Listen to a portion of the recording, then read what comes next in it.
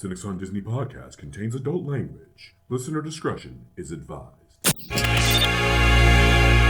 This is the Cynics on Disney podcast, presented by nightclub33.com. Welcome into this week's episode of the Cynics on Disney podcast. I'm your host, Bobby, aka the Disney Cynic. And I'm Amanda, aka the Anti-Cynic.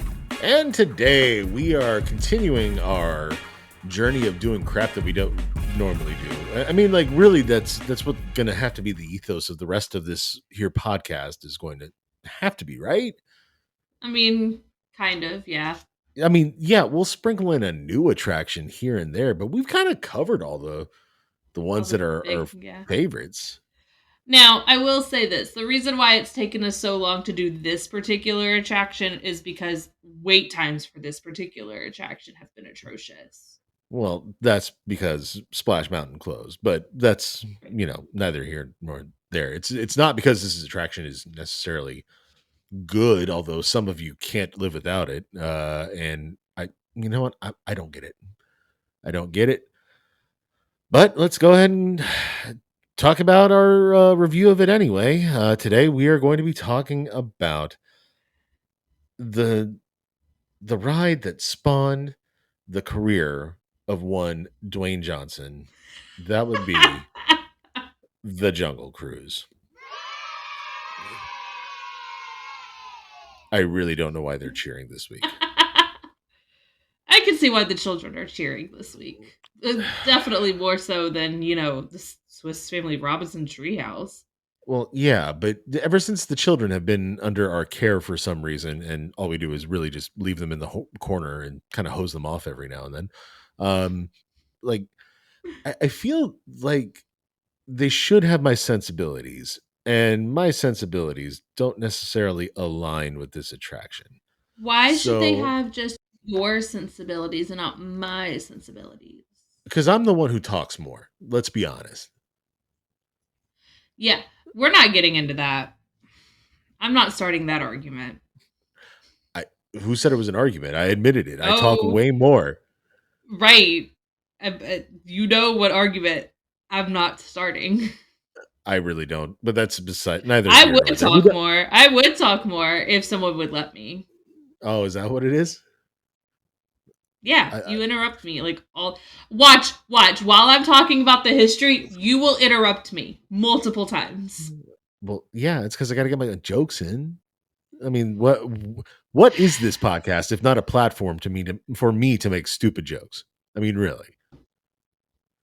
I mean, it's also a platform for us to discuss Disney. Yeah, okay, but really, it's not the Cynic on Disney. It's the Cynics on Disney. Yeah, if it was the Cynic on Disney, I wouldn't even watch me. So let's be honest. I needed to have a pepper of different flavor to make this show complete. And you know what? You were hanging around. You were. So figured, what the hell? And that's the story of this podcast, you guys. Amanda. I was there. There have been, I don't know, 27 different documentaries and, specials on Disney Plus and everything like that, which have covered the long and, I guess, storied the history of the Jungle Cruise. Can you condense that into a quick blurb so that everybody who isn't aware of what it is can be brought up to speed, please? Sure, I can do that. I'm definitely not getting into the entire history here.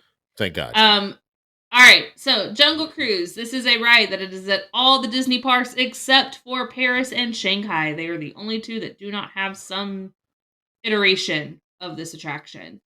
I don't know why Shanghai. I don't know why Shanghai doesn't have it, but the reasoning for Paris not having it that I saw was that the climate of Northern Europe is too cold and overcast for a Jungle Cruise.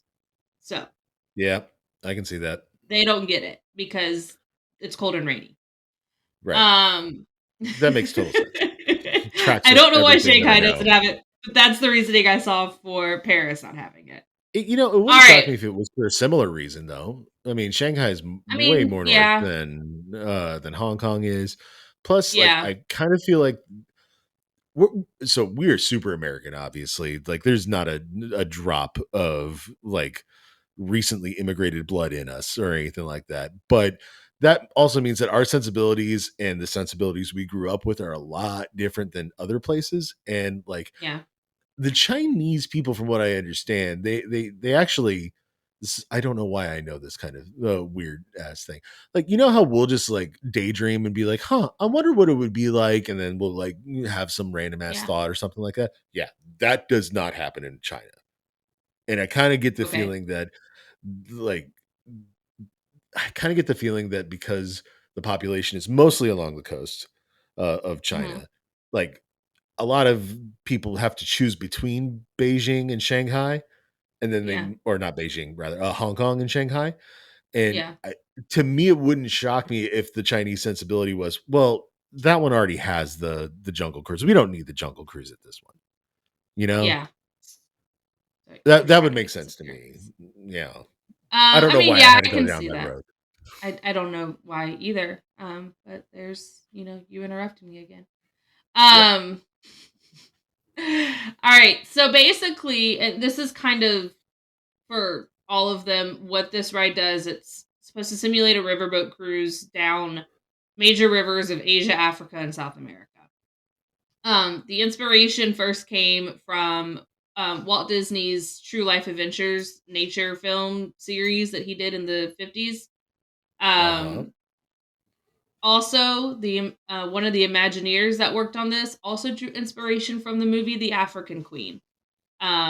So there's a little bit of that as well in there. With the Disneyland version, Walt originally wanted to have live animals on that attraction, Sure. but for obvious reasons, that did not happen. Um, Okay, you say However, obvious. You say obvious, and I'm pretty sure that your next point is going to be exactly what I'm going to say. What is Kilimanjaro Safari if not a real life yes. jungle cruise? However, two rides at Animal Kingdom were also inspired by Jungle Cruise, Kilimanjaro Safaris, and the Navi River Journey over in Pandora. So, even though we didn't get live animals on Jungle Cruise, we got them in Kilimanjaro Safari and Animal Kingdom. But definitely not Navi Um, River Journey, not those weird purple no, things or whatever. no. All right, so let's talk about the Magic Kingdom version since that's the one that we did and the one we know. So that is an opening day attraction, October 1st, 1971. Um, the year that you are supposedly being transported to on this ride is 1938, which I did not know that. But yeah, Mm, 1938 is the year that the ride itself takes place. You go, like it said, you go through several major rivers, supposedly through Asia, Africa, and South America. So like the Amazon, the Congo, the Nile, um, those rivers. You have the transitions always seem to happen at the waterfalls. So when you hit a waterfall, you're transitioning to another river. Pretty much is okay. what's happening there. Okay. Um, Now a couple of little tidbits of information, like some changes that were made. Um, the In 1986, the African like savanna, well, not African savanna, but it's called the African Veldt, and it's basically just like an open, flat, treeless plateaus found in southern Africa. That scene was actually enclosed by trees, so this treeless plateau now has trees because they needed to hide the Grand Floridian. You could see the Grand Floridian from there, and they needed to not have that. So I we can had see to that. choose. Yeah. Yeah, the In track. 1994, yeah. In 1994, they added the crashed airplane scene. Fun fact: the crashed airplane is the back half of a plane. The front half is the one that was in the Casablanca scene on Great Movie Ride. Oh, So they okay. did use the entire plane just in two different parks at two different transactions. Sure. Um, 2016 to 2017, they briefly removed a joke about Crocs eating children because of the unfortunate incident that happened at the Grand Floridian. Um, So there's that. Yeah, this is awkward. Had to wear my Florida Gator stuff tonight. Cool. That was a great um call, Bobby. so there's that. Apparently that joke has been brought back though, but it was briefly removed. And then I in get 20 it.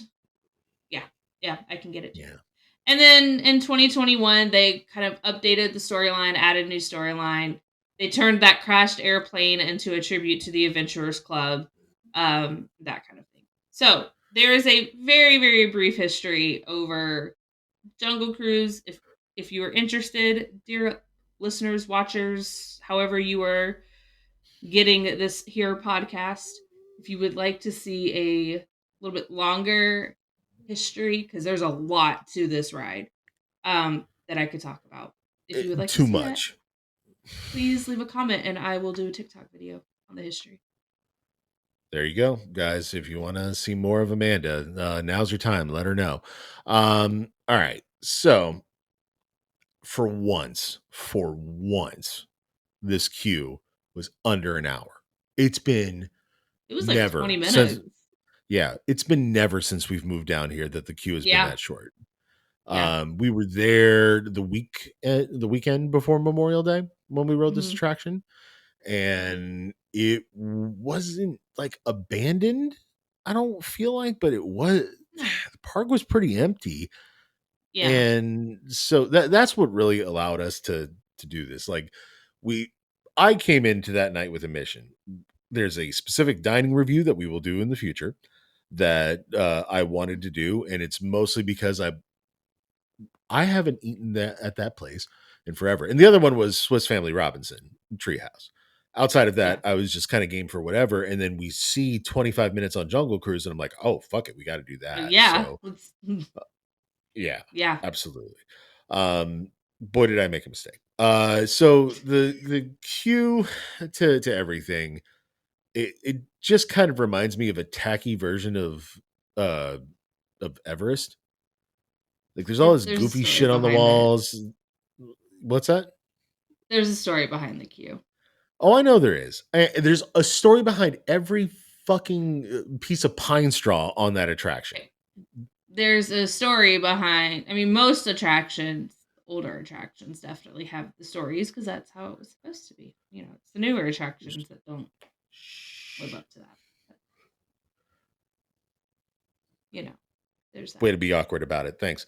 Yeah, I know that's the case, but like it becomes excessive at some point, and I think the Jungle Cruise is excessive. Like you need to be able to. I don't know. For me, I like filling in the details by myself. I don't need every piece of pine straw accounted for in the backstory. Mm-hmm. And Mm-hmm. yeah, no, they absolutely do every piece of pine straw. So we burned through that pretty quick, and then we hopped on board, and immediately the jokes start. I guess. Yeah, because that's when they're supposed to Um, start immediately. yeah, I know, and I was prepared to a degree for what I was about to have to witness, um, but I was ultimately just not prepared completely for what I was about to witness. I don't want to speak ill of this person, the cast member. I don't remember his or her name. I'm not even going to reveal that part. I do know this. There is a certain tone of voice that you have to have with those types of speakers for you to Mm-hmm. understand everything that's coming, that's being projected through the speakers. And that person's voice was a little bit too high pitched for every one of the jokes to come through. And it seemed like they were very, very excited, by the way, to be a Jungle Cruise skipper. So Oh, it I is. It's definitely one of the more sought out attractions to work at. yeah, and there's definitely some enthusiasm there by this particular cast member. But like I said, it just the higher pitched voice made it more difficult for me to hear a lot of the jokes that were coming through the speaker. So I only heard about half of them. And Yeah. of the half that I did hear, I was appalled. I was just appalled by it and by everything. Um, obviously this attraction winds you through a river, a singular river that represents the three largest rivers. You said Yes. so. That was like Amazon, Nile, and what else? Congo. Said Congo. Con- okay, so I don't know. I miss the days where those positions were filled by future stars. You know what I mean? Yeah. Like Disney took over the script for those jokes. And if you're telling me that Robin Williams was bottled up by a writer, a joke writer of any form, let alone one from Disney, Yeah. no way.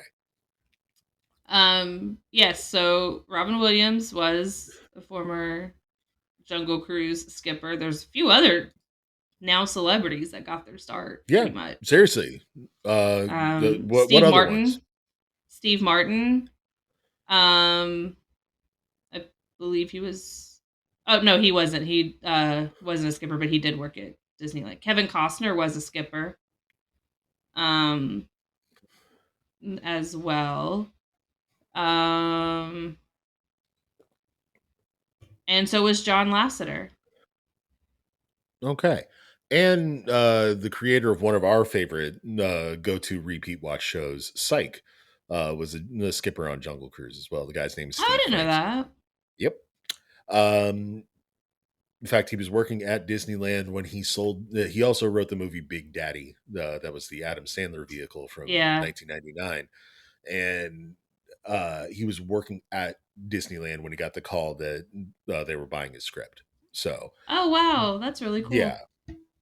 if I'm remembering my IMDb trivia correctly, anyway, I think that's the case. But you know what? Don't quote me on that. How's that? Don't come to me for facts here. You come to me for ridiculous, batshit crazy opinions. So um, I think that there's a certain kind of amount of gravitas that one hmm has to have, a certain level hmm of um, natural performance that Yeah. a skipper should have anyway. Yeah.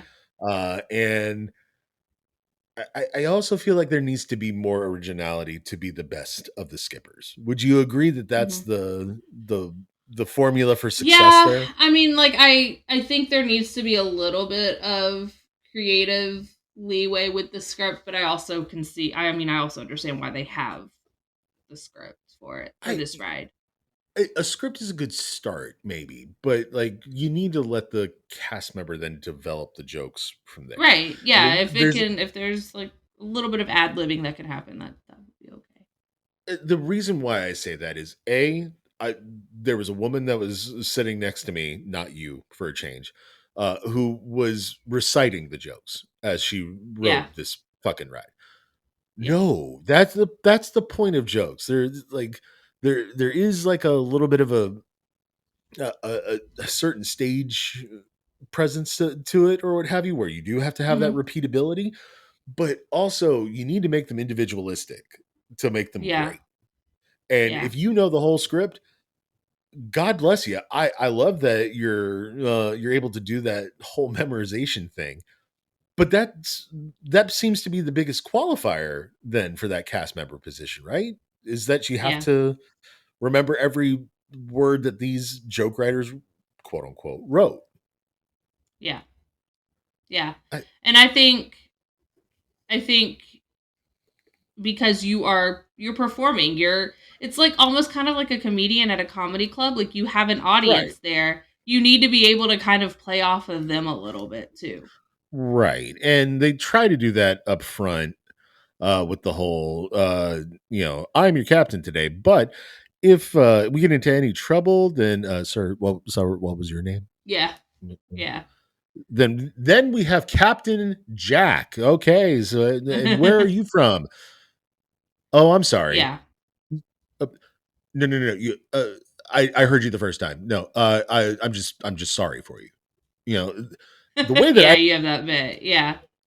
was 10 times better than the delivery that we were getting on that particular cruise, Yeah. and I've never been like on stage like that.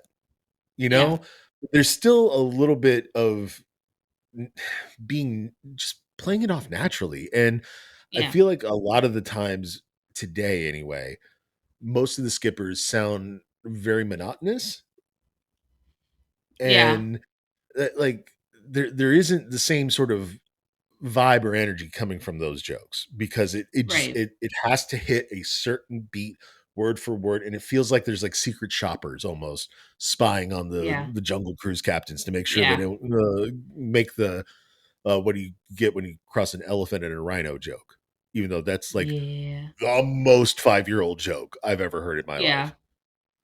But Yeah. that is a Jungle Cruise joke, right? It is. It is the Jungle Cruise joke. Yep. I don't know if it's original to the Jungle Cruise, but it wouldn't shock me if that's where it came from. So, Yeah.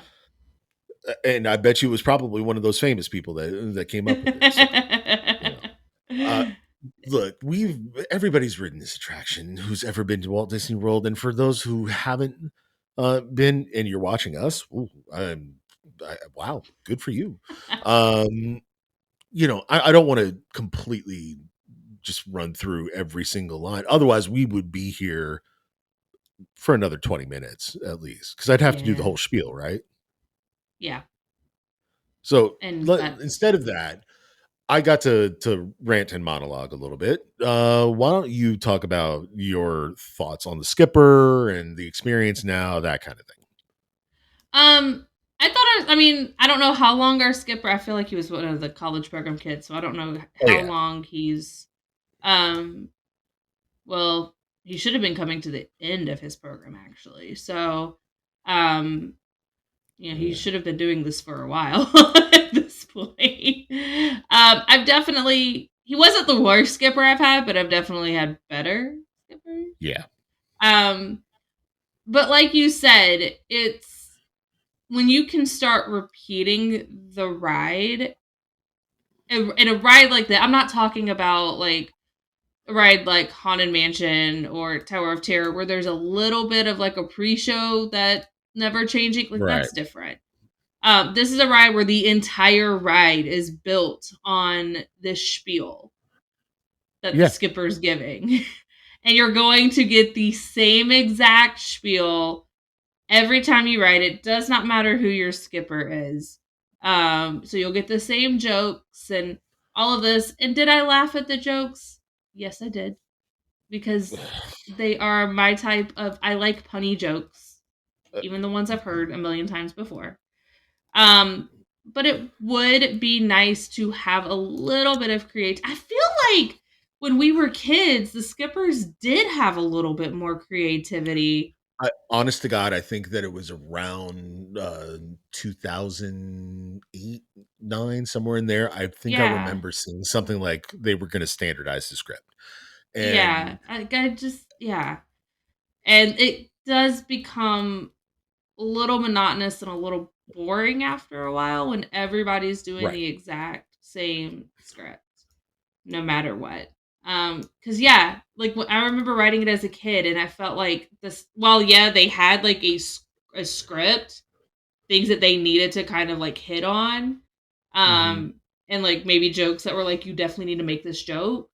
They also I remember them playing off of you know the passengers, the guests a little yes, bit more than they do now. The only one that had any sort of the only guest that had any sort of interaction is that guy that was sitting at the front sure, who's kind of the scapegoat at the very end of the ride. right. Um, I mean, again, cute ride, but Well, this brings me to a different question, and I feel like this can go a couple different directions.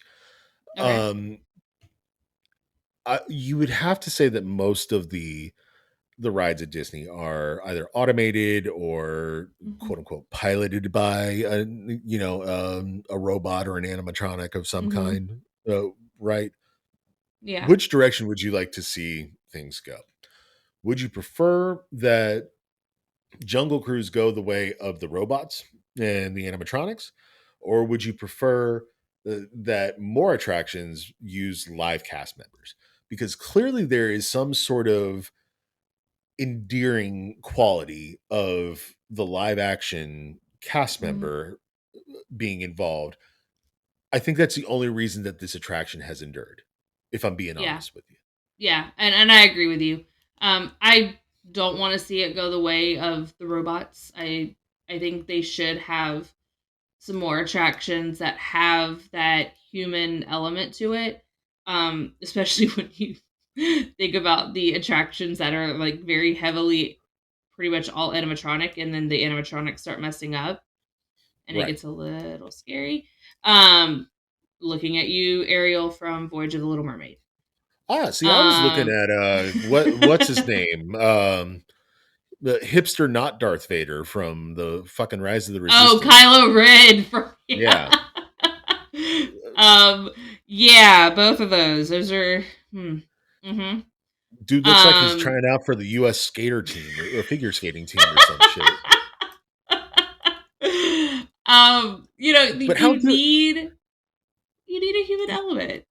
and how difficult would it have been to pay a guy to stand around and to look like Kylo Ren while the animatronic is down too, by the way. Not difficult. In Not fact, I difficult. feel like it would be cheaper to pay a guy $20 an Yeah. hour to stand around as Kylo Ren and just turn around and look scary every time a fucking car drove by. Right? Yeah. Yeah. Yeah. So that, like, that's the kind of thing that drives me crazy with, like, it's cool that there's animatronics. Like, animatronics are necessary for plenty of Disney Mhm. attractions. Mhm. It's I feel like when they can use the human element, that's when you have an endearing and everlasting attraction. Which, Yeah. although not for me, I'm trying my best not to just like put it down constantly, right? Because it's a fan favorite, and it is a It is. favorite of specifically at Not Club 33. I'm calling her Chief DVC Officer over there, Becky Wells, since I think she has more points than Pat. I don't know. I haven't compared notes. Is what I'm getting at. Uh, but like that, she loves that attraction so much that she Yeah. dresses up for the Halloween party as one of the skippers, Skippers. and she's told the story multiple times on the Notcast that like she'll basically do the whole shtick with alongside the guy driving the boat, Yeah. and so like I said though, if she is nailing every one of those lines, like that's where I wanted to switch up a little bit more. I'd like the humans to be more human and the robots to be more robot, I guess is what I'm getting Yeah. at. Yeah. I think that's another thing that I get a little frustrated by is the people like and I even get a little frustrated in the like Haunted Mansion and Tower of Terror. Like I can say those like spiels, I do so silently in my head because you have people there that this is their first time experiencing it. They don't need to hear you doing it. They Right. need to hear the person who's supposed to be doing it. So Um perfect example of exactly what you're saying, or except the opposite. You've been a lot with me to Magic Kingdom here recently, yeah, right? yeah, we've been a lot We've educated been recently. way too much to Magic Kingdom here recently. Even when we do something that we know we're going to review, do you hear Yeah, me talk about it even like while we're there like that? Or do not you even hear really. me talk about things negatively, especially if I'm being talked to by someone else, another family member, another friend, or something like that? Not I'm really. right. Why? Because I No. know that others around me can hear what I'm getting at. And Yeah. while that, if I was wearing, a Cynics on Disney podcast T-shirt and trying to like advertise for the show and everything like that, that Mhm. might be a different story. But this isn't that to me. It's not the place to Right. do that. Right. And you can be a super fan of an attraction. I am a super fan of plenty of attractions. Mhm. It doesn't mean that you gotta recite everything. I guess you to your point. Right. Yeah. Right. So I mean, yeah.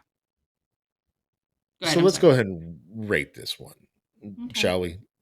Let's On do a it. scale of 1 to 5 jungles, how many cruises are you giving it? I'm gonna give it a 3. A Um, 3. it's a pretty average. It's not a thrill ride. So it's a pretty chill boat ride with a lot of animatronic animals, cute storyline, the jokes. While yes, the script, there needs to be some updates, or there needs to be some room for creativity for your skippers like there used to be. I'm not going to get back into that. That's my big thing. But again, Sure. I mean, it's a cute ride. It's obvious. It's a fan favorite for a reason. But it's one for me that if I do it, yay, that's great. I'm not waiting in line longer than 25 minutes though. That's completely fair. I am giving this attraction an INC. Okay. That would be an incomplete. Unincorporated. Incomplete. It is such a wildly different attraction depending on circumstances.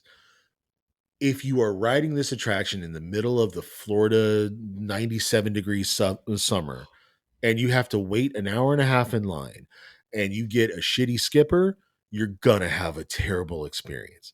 If you Mm-hmm. ride this attraction right in October and it's a 20-minute wait and it's 80 degrees outside and you get somebody who knows what the hell they're doing when they're the captain, oh, then you're going to have the best of experiences Yeah. because that guy's going to take care of those guests and everything like that. Yep. And like my average, I would say is probably somewhere in the 1 or 2 range because Yeah. it's been a constantly declining experience due to the captains. It's not that the captains are bad. It's not that the captains aren't trying. It's that there are certain traits that I don't feel like the Disney is hiring for anymore. And by Mm-hmm. that, I don't mean any sort of appearances ones.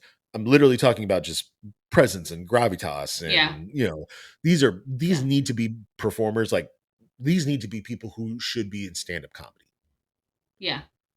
Like Yep. that needs to be their stage. And Yeah. because there's just so few, if any, and I haven't had one in a while, cast members that are like that, my average is pretty low. Yeah. But you can absolutely just find the one cast member on a nice kind of chill day here, Yeah. and even sometimes riding it at night versus Yeah. versus the day, or even the Jingle Cruise versus the regular version. Like there are definitely different means of experiencing this, which is why Right. I'm trying to be nice to it. Yeah. But ultimately, like right now, it's like a 2, Yeah. maybe at the best. So I get it. well, we are recording this on Wednesday, June 5th, and breaking news is come out of the SIFTUD agreement with the Walt Disney Company. Mm-hmm. They have re-entered into a new agreement for land use on the property. And that includes, but is not limited to, a handful more of hotels. I don't know that number off the top of my head, but it also includes land use for 5 additional non-major theme parks, so basically water parks of some Mm-hmm. kind, and 1 additional major theme park. So theoretically, a 5th gate is on the table when it comes to the land use agreement. So there Mm-hmm. is that. That was not supposed to be the case, but there we go. Someone got bitch slapped in the corner there, and they deserved it.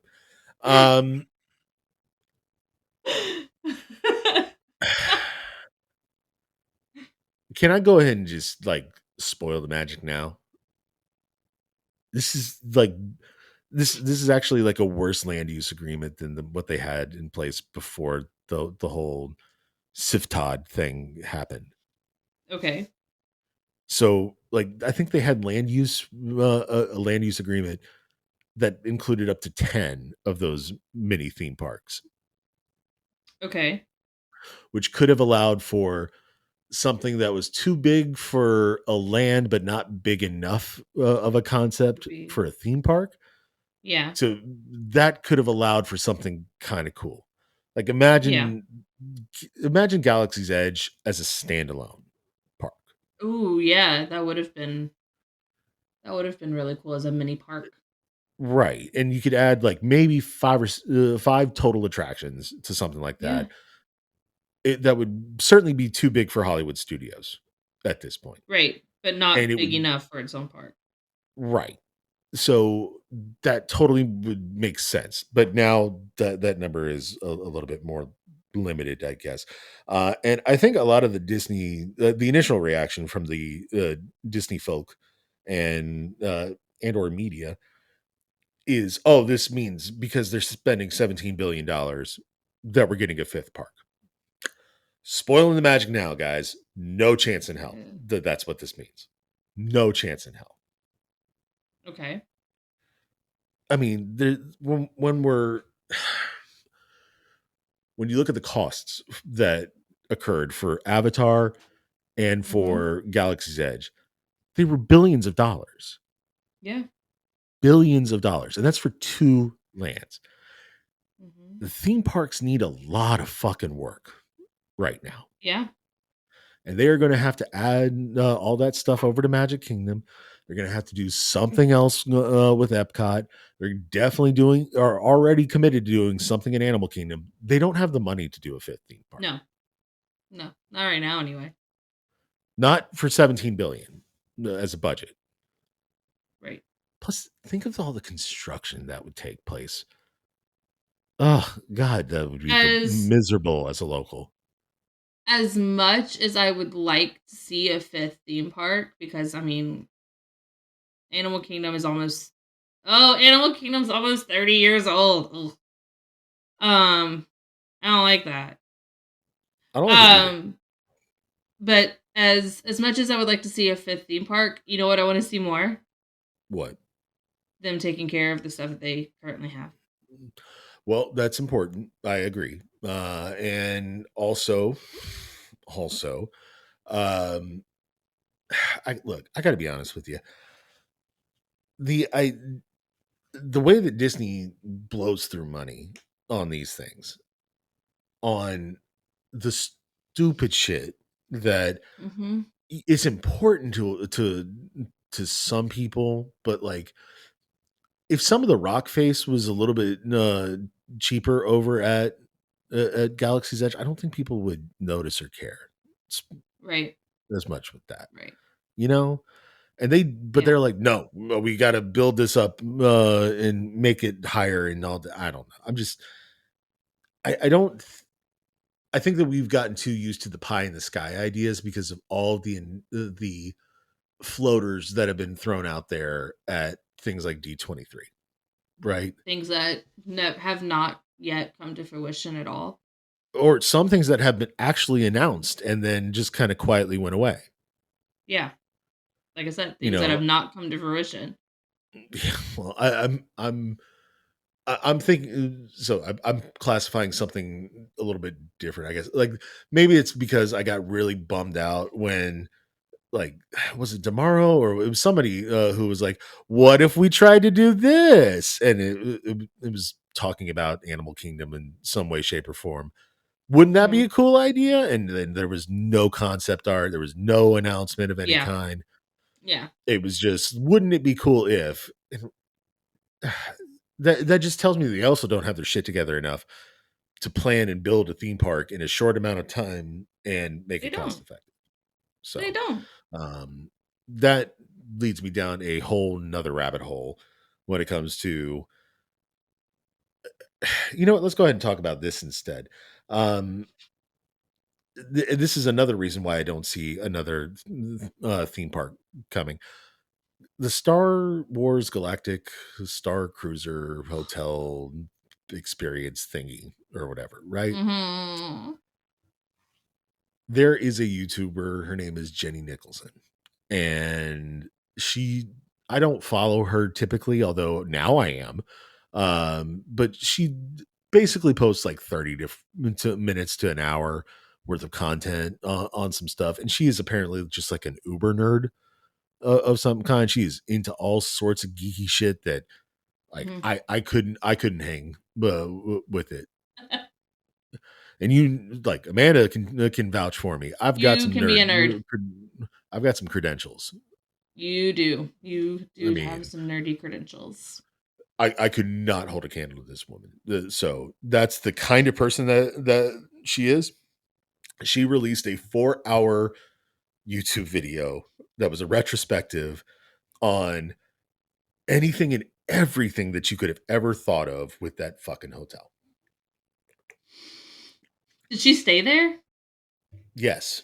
Okay. And I think 2 hours of it was her actual experience where she showed the video clips and she showed all the stuff that she was going Mhm. through.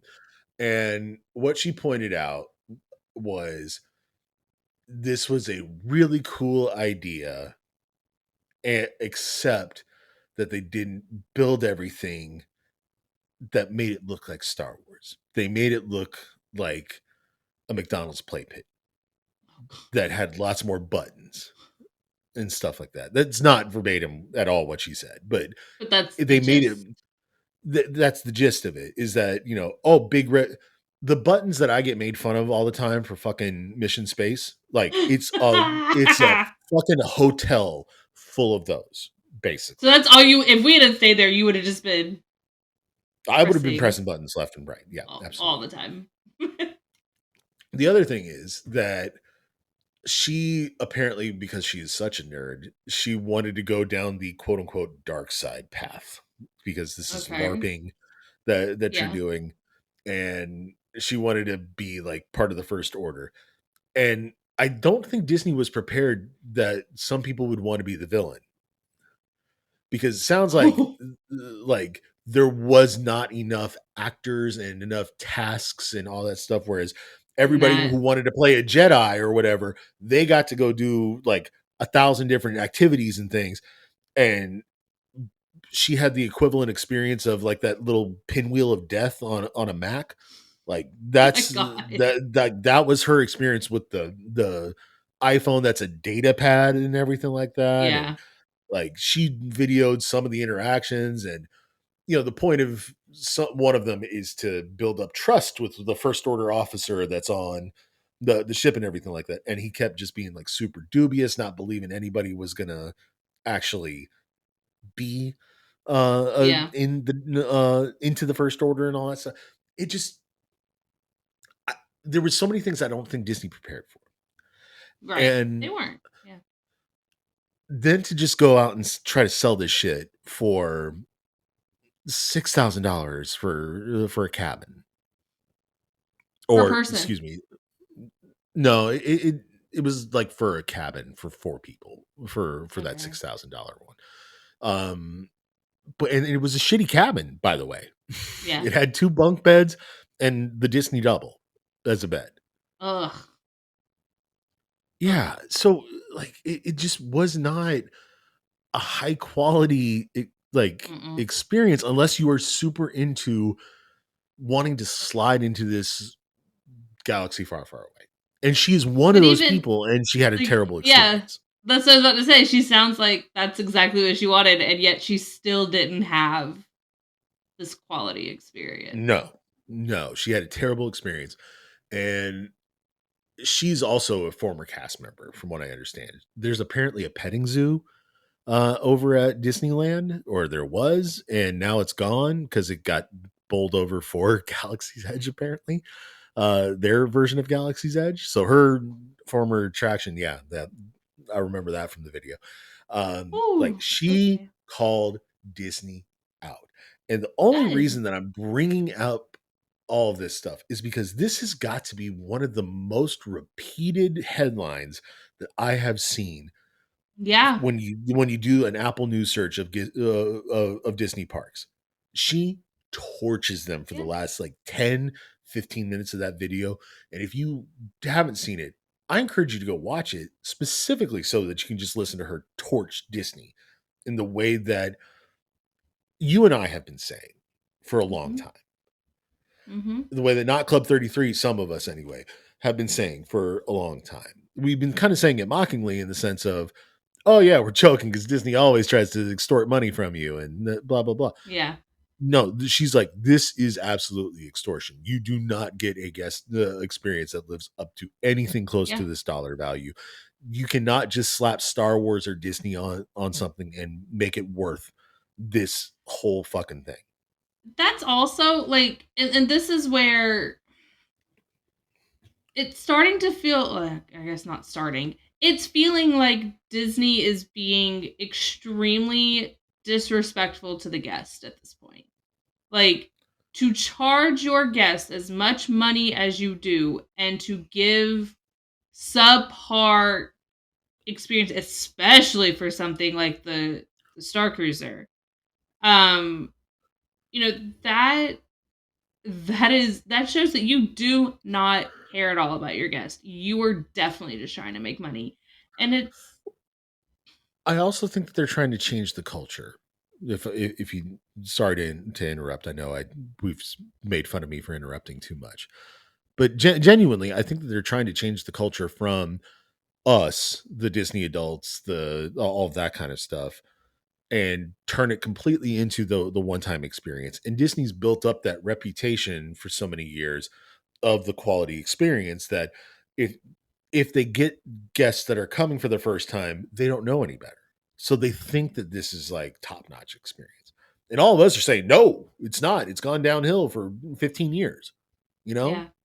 And it's really, if that's what they're going for, then I mean, but then you have things like DVC. That's asking for repeat visits. I would think you would want the repeat visits because, again, especially can't speak for like any of the other parks, but Disney World, you cannot do everything in one visit. You can't do it. And if you try, you're going to kill yourself. I agree with you 100% on everything that you just said. But the reason why I think that their strategy is to kill the resale value on DVC points and all of that is to encourage more people to buy direct. And those Right. people aren't going to be you and I who buy direct because we know better.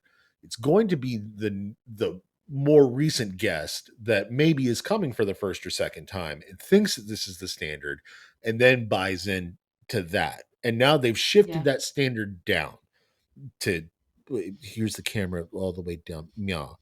And it used to be Yeah. up, meow. It wasn't meow where it's above the camera, but it was like meow, right there, Mm-hmm. you know? Yeah. And it's just further proof that we do know what we're talking about on this channel, I I guess, am very curious to see how because Disney has kept their mouth shut when it comes to, and I mean, with good reason, with Universal's expansion. But Yeah, they're not giving them free advertising. I am curious to see how Disney does respond once Epic Universe opens up. Because let me tell you, there are certain things that when I went to Universal, like those rides, it's thrill rides. If you want thrill rides, you go to Universal. But Epic Universe, everything that I've been seeing so far, it looks like what Disney needs to be. Right. And so And I'm that's definitely curious. I hope that it's a wake up call. It won't be, but I I do hope that too. it is. So, I hope it is too. hey, Amanda, Yeah, you are now in the summer months I here in am. Florida, which means that not only are you off, it means that you're not Mhm. getting paid. And I want you to get a summer job. And I think it's time that we talk about a, a specific type of career. There is apparently a Okay. new trend that is coming to all of the parks, and it's something that, honest to God, it actually sounds affordable to a degree, and it's probably because Yeah, Disney's not doing it. it's not a Um, Disney thing. no, it's not. It's an outside thing.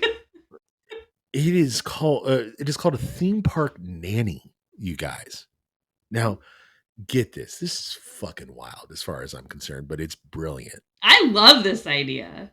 So do I. I'm not judging this one. This one girl who was in a sorority got an annual pass and basically just babysat the kids while the adults for a whole different Mhm. family did whatever the hell they wanted. Mhm. That's Yep. baller Yep.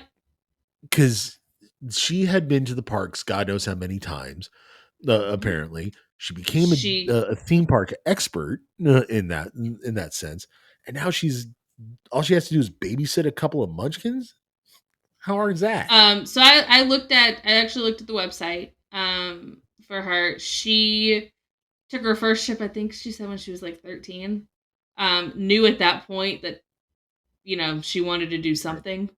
Um and she became a student at UCF, so she became local. And that's, kind of where it all started. But yeah, I like it because it's like they can do different things. If you are a parent that's got like multiple kids, or you're like a single parent, you just want like some extra help with your children, like an extra set of eyes, someone to maybe like push a stroller, or if you've got kids that like have various heights, and so not everybody can ride all the rides together, and you need somebody who's gonna like sit there with your kid, with one kid while the others ride, they can do that.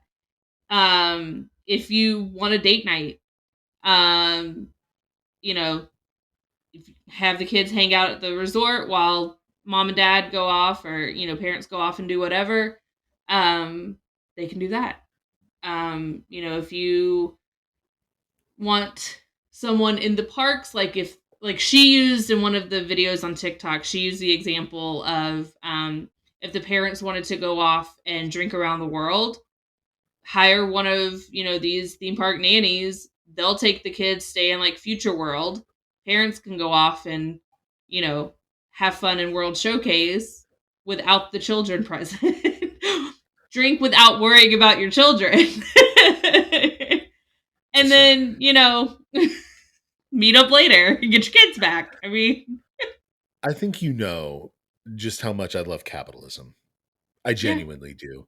I'm very Ron Swanson esque, you you guys, are. except for the whole like outdoorsy part. No, I'm not about Yeah, the outdoors, but like a lot of Ron Swanson is up here in this yeah, noggin, and it's one thing like the rumor that for the DAS pass, uh, reason for all the crackdowns and everything like that was like handicapped people were cutting lines with all this yeah, stuff. Like I applaud the entrepreneurial spirit, but that screws up a lot of things when you do it that way. So I'm yeah. not cool with something like that. But this, on the other hand, this is brilliant. What's this woman's name? We need to get Um, her her due. I am trying to find her. Oh, that's it. Trying to find her because there's a couple. If you just type in theme park nanny into Google, you come up with several different companies. But the one we are talking about, do you want to give the company name? Yeah, go right ahead. Okay, so the one that we are talking about is called Once Upon a Nanny. You can find her on TikTok. Um, but her name is, I believe it's Cayenne, Cyan, like the color. I think it's cyan. That'd be Cyan, cyan. Cayenne. I'm not a hundred Cyan. percent sure. It's cyan. Um, but she's the founder and CEO and um all of this, and she like the girls, the nannies that she has, these aren't just like random people. Like she Right. vets them. They've got to have at least 3 years or more experience with childcare with a range of ages. Have to have basic knowledge on child development, have to have CPR and first aid certifications, have a clean And background and check, and you have to and know how to fucking do Genie Plus. You have to know how what time is a good time to go meet the characters, and yeah, what time's a good time to go on certain rides, and what time's a yeah, good time to go take a nap at the resort, and like basically all this stuff that we kind of know already. I don't have yeah. my current CPR license. I can, I mean, we could yeah, I can get it.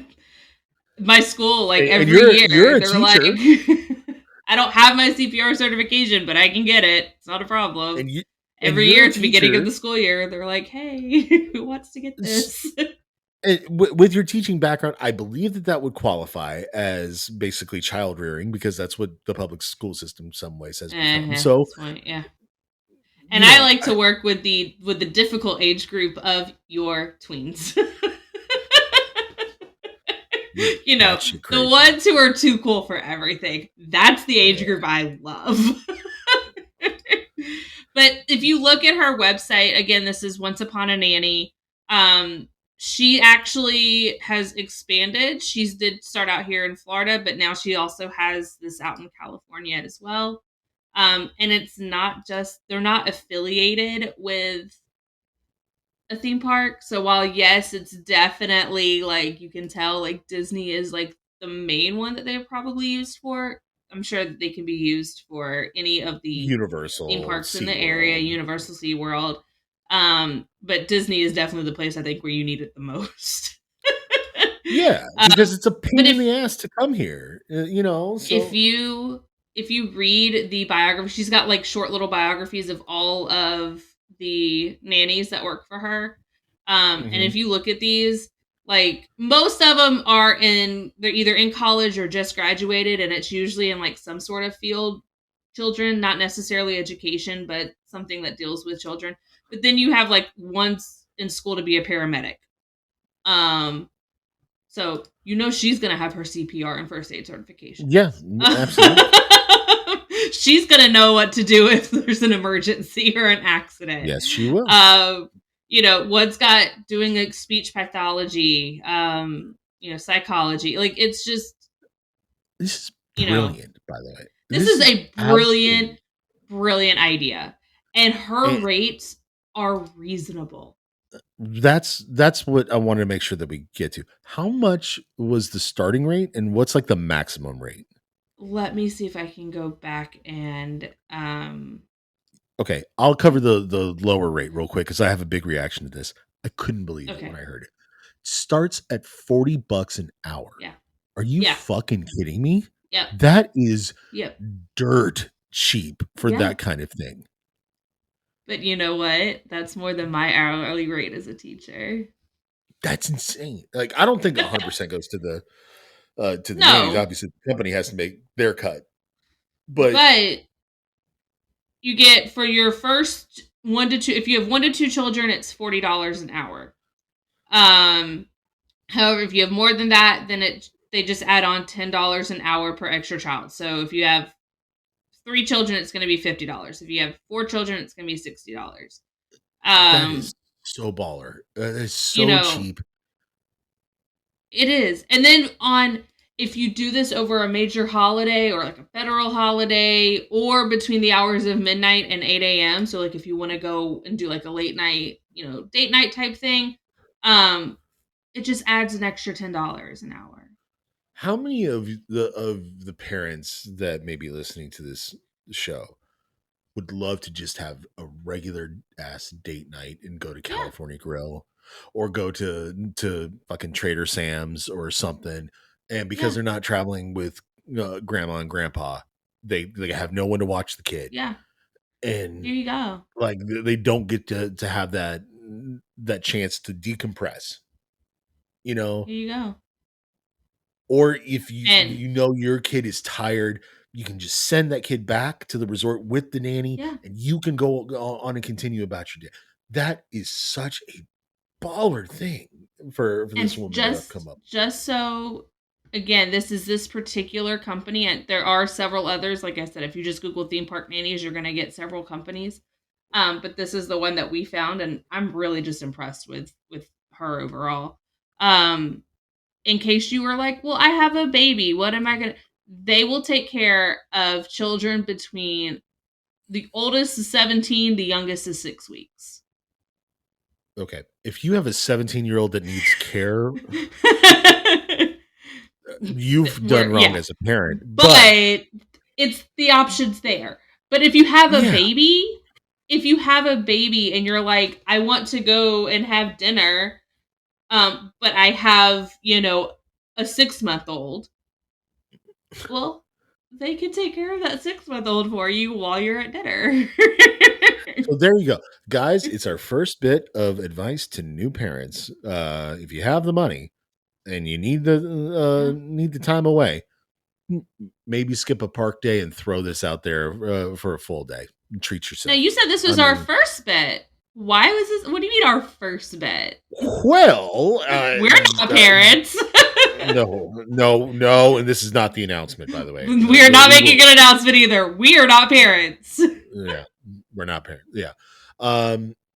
We're going to have a very special guest, someone who is close and near and dear to me, who recently became a mom. And she's near and dear to me too. Well, yeah, but I've known her since literally day one. I mean, I guess. Yeah. So, not for nothing. I'm really excited because I think we're going to get to bring a different perspective that this whole website and this whole podcast and notcast and everything else that we're doing, we've just not really brought shined a spotlight on, Right. And I'm excited here. I'm going to give more details out when we actually film it and all that kind of stuff. But we're actually going to have like a nice special edition here coming up that focuses exclusively on that kind of stuff and not just like, hey, where's the baby station at Magic Kingdom? No, we're going to be talking about a little bit more like in-depth type stuff. She did a week with a baby. Yeah. And she had some help and we're, that kind of thing. And we're going to ask like all those kinds of like tougher questions that like a mom's guide from Disney World's not going to have answers for. Yeah. We want to get into the nitty gritty.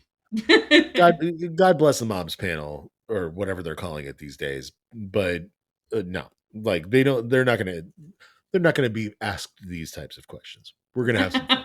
So, all right, Amanda, we are on social media. Are we not? We are on social media. You can find us. Okay.